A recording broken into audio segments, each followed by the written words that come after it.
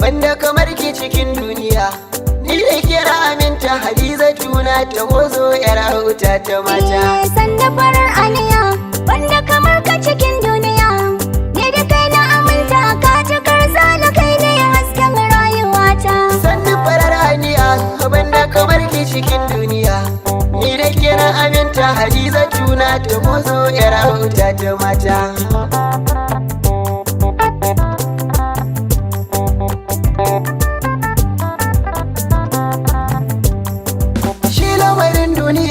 Dole mu je neman shirya, daure yake da ɗau sauri ga hanyar nan babu kaya, inda cikar buri ya iso mu da ni da kenan za mu tsaya.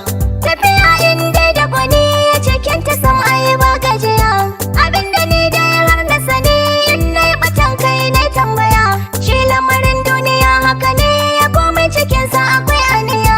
Duk da rashin girma ga tuwo cikinsa sai an sanya miya. Kwarai zancen haka ne don haka ne ɗauro ɗamara.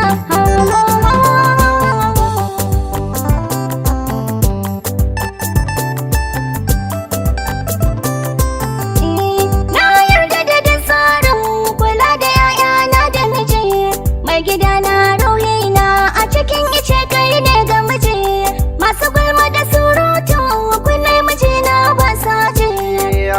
Na sami yabo a inda nake da rabo, na samu cikar girma babu inda na rabu, karfin da nake ji a jikina ko shago. Allah ya kiyaye mun kai namijin fama, haduwar kauna da ni nake mama makara.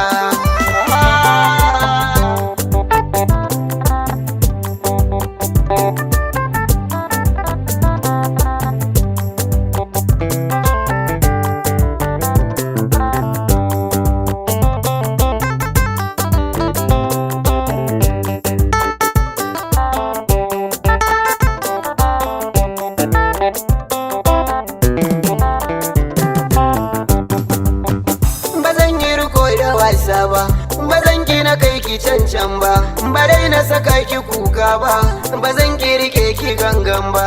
A dole na ma biyayya, ka san so ba kiyayya, kenan ba juya baya, zuciya ta kai shanya.